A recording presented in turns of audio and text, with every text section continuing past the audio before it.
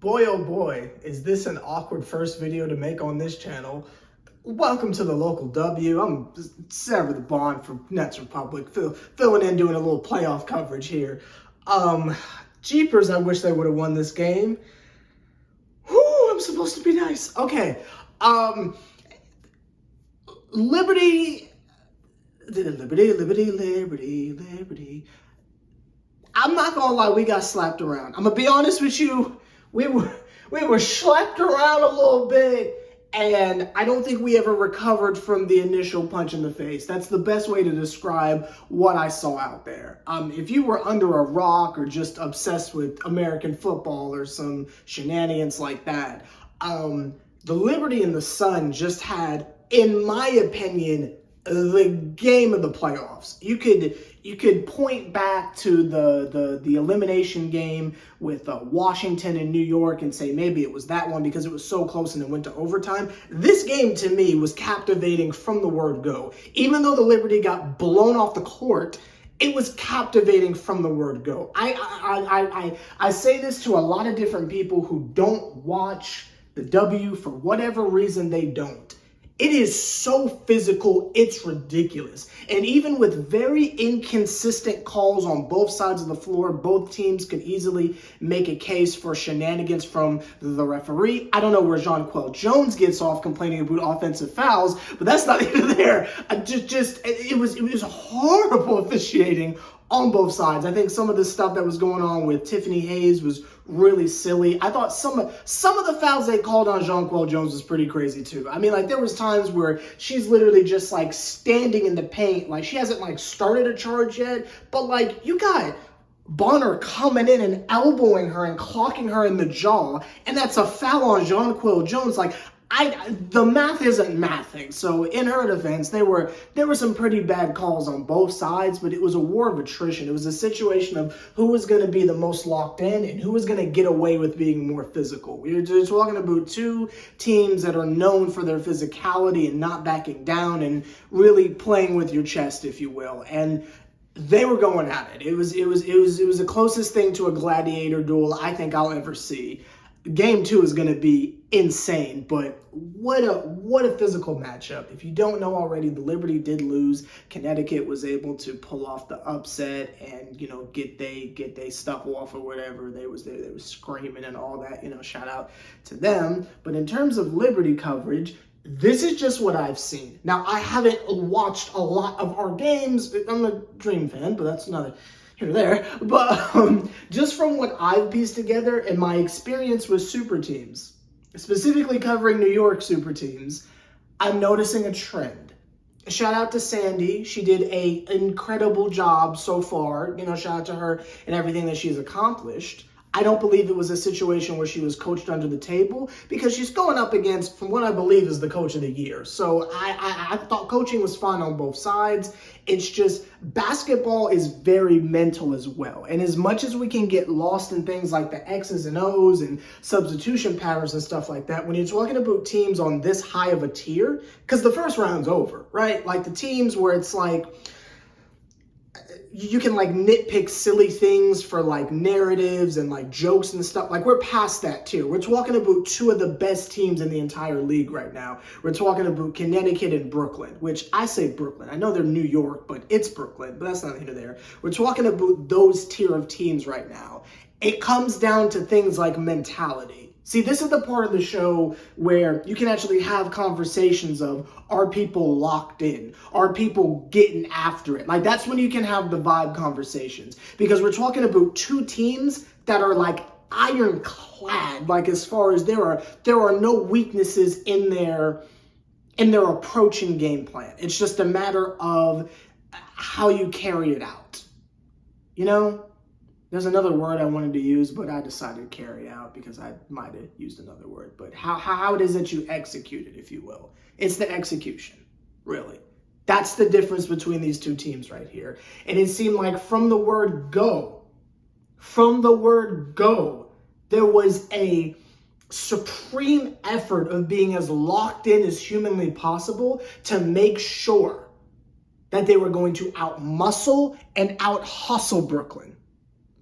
Connecticut was on that type of time, was on demon mode from the word go. I mean, you can see by the lead in the beginning of the game, they were locked in. And how many times did we see, as much as I have had my fill of hearing Ryan Ruocco during a Nets season, I mean, you know, him and Rebecca were bringing up some good points. I mean, there are times where you can see that there are 5 orange jerseys in the paint because it's literal gang rebounding. You hear those type of phrases thrown around by coaches all the time, but it's very rare that you see a team buy into it. I mean, I'm talking about the second someone takes a shot, they're literally all 5 of Connecticut's players who are on the floor are huddled in the paint. And then you just got poor Jonquel Jones just in there trying her hardest to get the ball. But you can't out-hustle 5 people.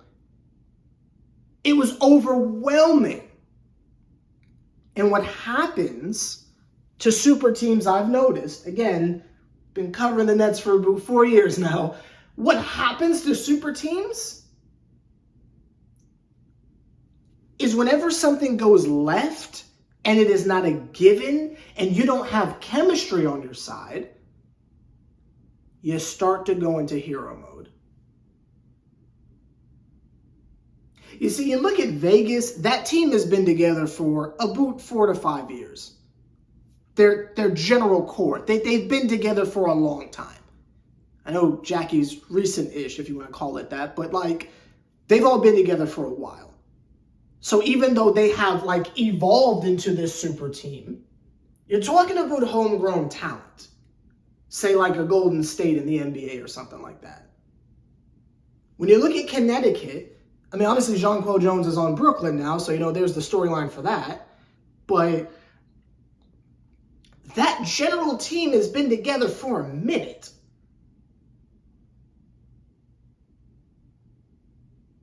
They've been to this stage before. They've been further.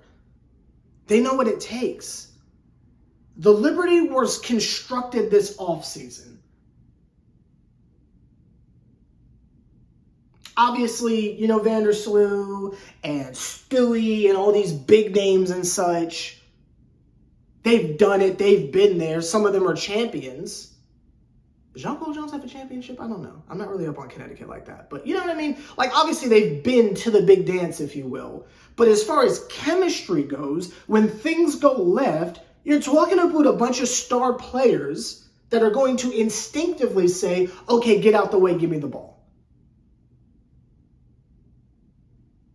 Sabrina's going to have moments. I mean, she's the cover of 2K.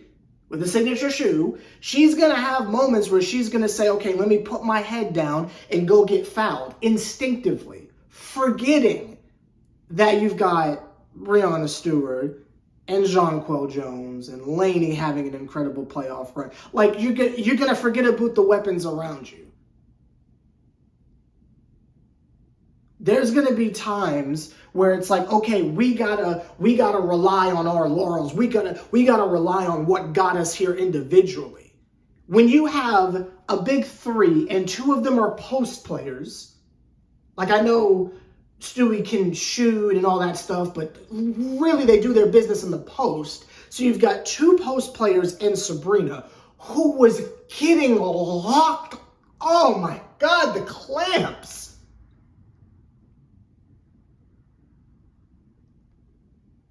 So we kind of got to take Sabrina out the equation entirely. I mean, she hit some big shots, but in Alcatraz, she was trapped.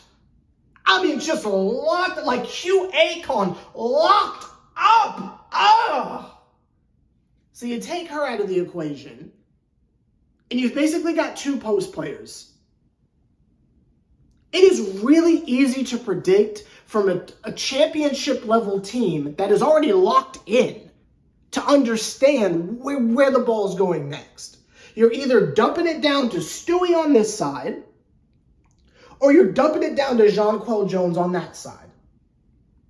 And while Jonquel was getting her stuff off in the beginning of the game,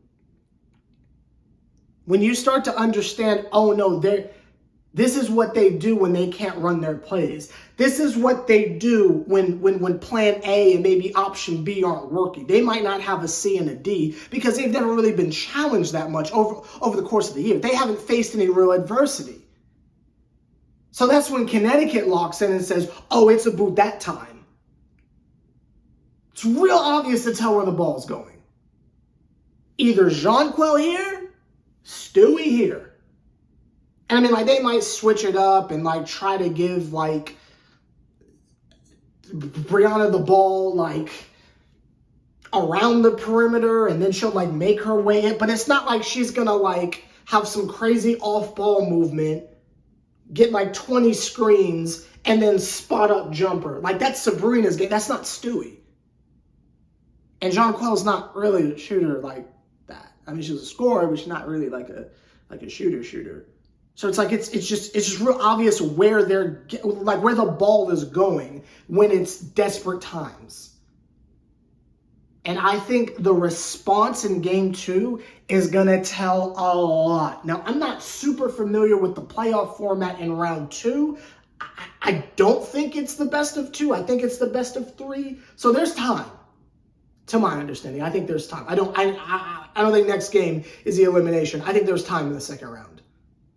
But regardless, against a team like this, New York, we got to get it together.